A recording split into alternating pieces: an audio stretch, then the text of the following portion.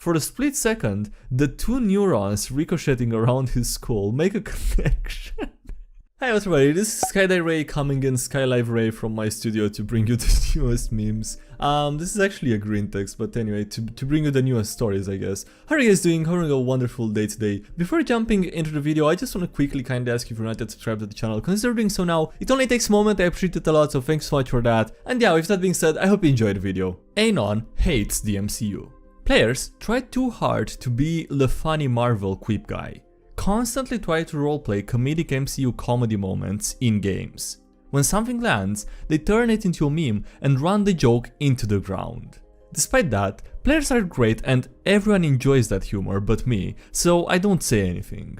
See, that's your fault, not saying anything. Nut up and challenge them to something a little more fun than cheap jokes. Also, no alcohol at the table. It makes people play shitty. The smug, swarmy one-liner spouting jackass with a heart of gold has been around since long before the MCU, stupid zoomer. You have missed the point entirely, you senile old f***. The archetype you're referring to was almost always a singular character and bounced off of more serious characters so that his quips and jokes would land or provide levity to heavier situations. MCU tier of this is when nearly all of the characters, including the serious quote-unquote ones, have swarmy attitudes, constantly crack jokes or quip unnecessarily, and undermine otherwise serious scenarios with out-of-left-field humor that adds nothing and rather serves to detract. Hey, I don't want to ruin your fun, but could you turn down the comedic tone of your character a bit? I feel as though the way you play them right now clashes with the overall tone that I'm trying to convey in the game. Maybe when the campaign is over, or if someone else would like to try DMing, we could try a little more lighthearted game. The day is coming when I start forcing gourd memes. Screen cap this post. What the f***? The third bit kills me. I'm the funniest person in our group, and my friends all take any joke I say and repeat it like 4 times after I say it out of context during the same session. When something lands, they turn it into a meme and run the joke into the ground. See, that's funny because this is exactly what you're doing by making vague complaints about the MCU whenever something unrelated annoys you because you saw other people get a positive response to complaining about MCU. Tardicus, the room temperature IQ barbarian. I got this absolute f***ard in a game that I otherwise have an okay time with. The DM's a friend, so I have more investment to not leave, but I swear to f*** he needs to learn to stop being so goddamn nice and recognize a clown as a clown. We all get in game for session 1. First thing that this guy does is describe how his character is accosting random travelers that get too close because his character is scared of strangers. This factoid will proceed to be not true for the rest of the game, as his near-brain-dead self just waltzes up to any NPC in the starting village that so much as gives him a polite nod and acts like they are now best friends. He has now decided that his room temperature IQ barbarian, real original, is this childlike simpleton that wants to play with anyone that treats him nice. The DM, Lord knows why, entertains this I start getting the itch to tell Mango about the rabbits. Once we actually get to questing instead of playing house in the tavern, we learn that the flies into psycho mode during combat, to the point where in 4 separate occasions he was eating the bodies. God forbid you ask him to fight werewolves though, as he'll just sit in the corner and whimper. And yet, according to him, I'm the bad guy because, rather predictably, my character doesn't want to be near the petty, violent psychopath. Tard Barbarian threatens my PC pretty much out of nowhere over breakfast because they were keeping their distance and don't want to associate with the childish murderer. Honestly, have no idea what train of pretzel logic the followed to arrive to the conclusion that wanting to murder another PC was an acceptable response to them not liking you. The rest of the party steps in to keep things from escalating beyond words, and the DM seems to be urging me through NPCs not to start since I could easily riddle this clown with bolts before he got near me. Things calm down somewhat after that. Somewhat. Earth still lets it be known through petty drama that he still has it out for me. NPCs yell at both of us for this, despite the fact that he clearly started it. If 2/3 of the other players in this group didn't have the space brain, I maybe could have relied on them to lock Reggie in a cage. Tardicus isn't even that useful for combat anymore, as while the mages in the party mostly suck, they at least drop enough damage for me to kill most threats from a comfortable distance. We haven't had anyone close to being knocked out for a while now. This doesn't stop the man-child from complaining, in and out of character, about being beat up on by all of the enemies despite him running into the middle of them constantly, entirely of his own volition. I somehow have better survivability than this clown because of dexterity bonus, and I actually went and invested in some basic magic items instead of letting all the gold that we've been paid with accrue dust in my inventory. Latest incident is we're getting ready for a fancy dinner party with a side of political intrigue, and the party is desperately trying to figure out how to make the not for a few minutes. He can't function like a basic human being for even 30 seconds. Pretty much everybody throws their hands up and leaves the room. Even the DM has to admit through the present NPCs that Tardicus is indeed retarded. Next session, I'm telling him to stay at the inn, dead certain that it will go poorly. The module that we're playing is like 3/4 of the way done, so I just want it over with. I've been telling my friend DM repeatedly that certain players, Tardicus, are dead weight that actively drags down the pace, as he constantly has been complaining about such things to me in private messages. Yet, it hasn't occurred to him to just kick the bastard because he's too nice. I very much wish I could just put down Tardicus's PC like the dog he is. Okay, I mean I get the sentiment, okay, but that was really aggressive.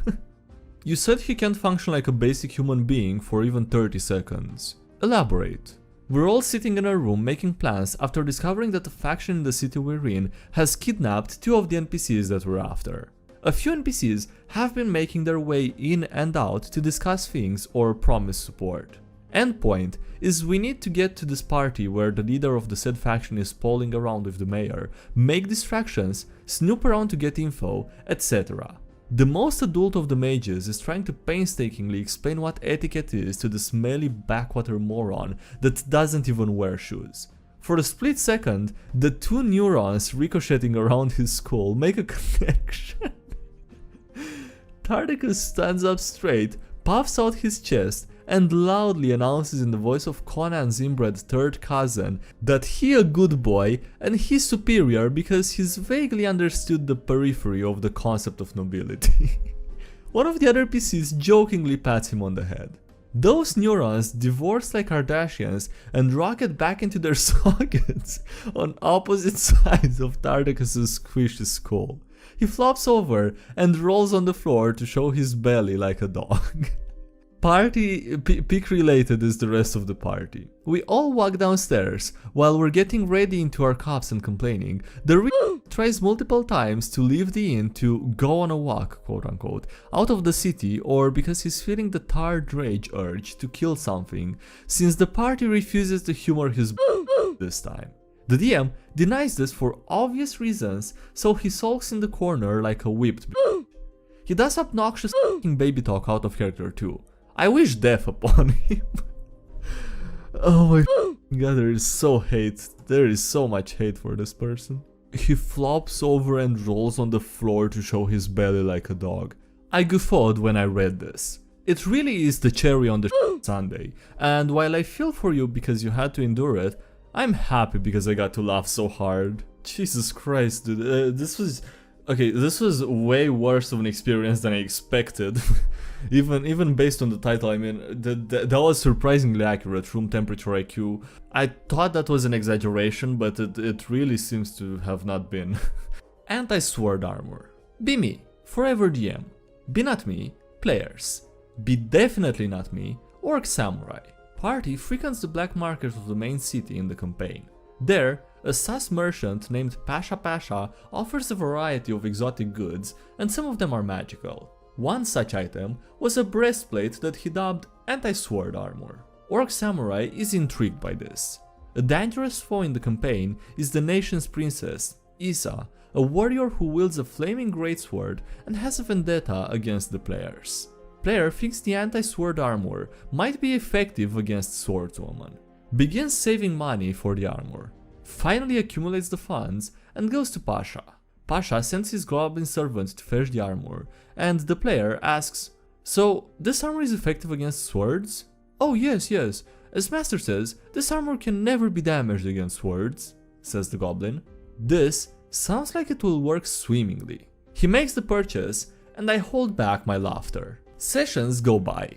Player confidently wearing the anti-sword armor. Has not engaged any sword-wielding foe yet. Suddenly, big dramatic scene takes place. Mob forms in the town square. Begins to protest iron-fisted rule of the city. Princess Isa is sent to dispatch the crowd.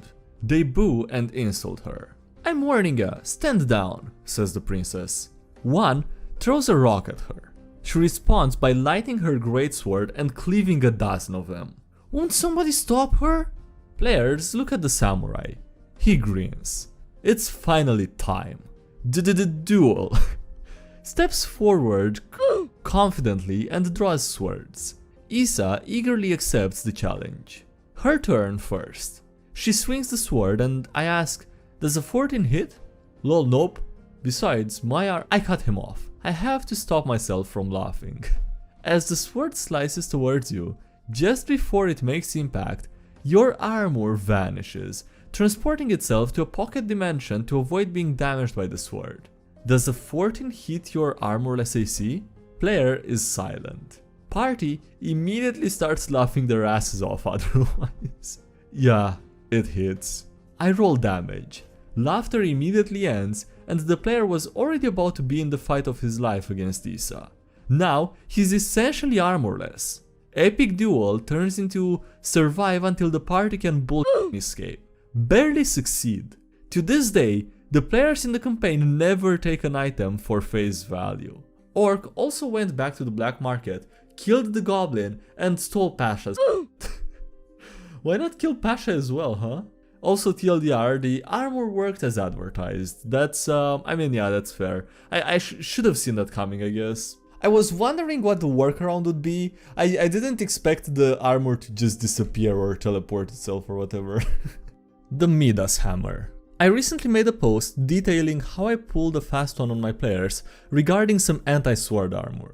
One of my players asked me to tell this story to show that my chuckle also impacts myself. Oh wow, okay, this one is related to the last one, surprisingly. Completely random.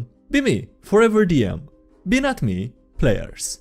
Be me, kind of. Magic item shopkeep. Players are in a homebrewed version of Ravenloft. Difficulty cranked to 11. I expanded the realm, making some new Dark Lords, one of which they were looking for. This particular session, the players hit up the magic shop. A key part of this shop was that I would homebrew each item, so they were intrigued about what kind of nonsense I'd come up with. This time, one item in particular caught their eye. Midas hammer, 30,000 gold. Players, learning from past experiences, identify the weapon before committing to the purchase. This hammer functioned as a light hammer, dealing 1d4 damage. It would not crit. It always functioned at disadvantage. It needed to be held with 2 hands. And when attuned, it was cursed and could never be dropped. So why use it? Well, upon dealing the death blow to a creature, that creature would immediately be turned into gold. So my intention for this was to bait the player playing a fighter, ironically the same guy as the anti-sword armor guy, to buy it and attune to it. Then he would realize it was cursed and would be essentially gimped for a bit until the curse was removed and the hammer destroyed. However, the use of Identify negated this. At first, the players were completely against this item, but the fighter had an idea. After conversing with the party, he managed to convince them to pull together their funds to buy the hammer. He then went to town and offered a substantial amount of gold to a farmer's boy to join the party, hereby referred to as Timmy. Timmy then was given the hammer and attuned to it. I laughed at this. Timmy would have a commoner stat block. Against the foes in Ravenloft, the chance of him surviving to land any sort of death blow would be extremely low. The players then went out and purchased as many cattle and farm animals as they could find. This is where my heart sank. One at a time, they would use a mixture of spells and martial abilities to paralyze and incapacitate these animals, such as that Timmy could execute them. They would then have shining solid statues of chickens, pigs and cows, all made of gold. Once enough statues were put together, they made a deal with the local merchants guild and mint to supply them with raw gold so that currency could be minted. At a price, of course. Almost overnight, the supply of gold in this Dark Lord's domain multiplied. Now, I took a few economics classes, but even I had no idea how this would impact inflation or purchasing power or anything of that sort. But the players were filthy rich. Try as I might, I could not find a way to destroy this hammer or Timmy without some sort of pool. The players had organized themselves efficiently and were determined to keep their portable mint operational. So I enlisted the help of the Dark Powers. Any creature with any natural inkling towards greed went, directed by the Dark Powers of Ravenloft, to the location of Timmy and the Midas hammer. At first, these were some bandits, monsters and things like that, but during some travels on a ship, I sent in a mighty Jabberwocky to engage the party, which resulted in Timmy being thrown overboard by one of the players in an attempt to save the entire party and the ship from apparent doom. But that's another story. TLDR, don't write homebrew items when inebriated. Alright, Jesus man. Alright, on that note, that's gonna be it for today's video, so thank you so much for watching, I hope you enjoyed. Don't forget to leave a like if you did, and subscribe for more if you haven't already. Also, thank you to everyone supporting the channel on Patreon as well as on YouTube, I appreciate it a lot, so thanks so much for that. Links below if you can check those out, as well as links to the social media, Discord server, and anything else. And yeah, that's it, thanks again for watching, I'll see you next time, have a great day, bye.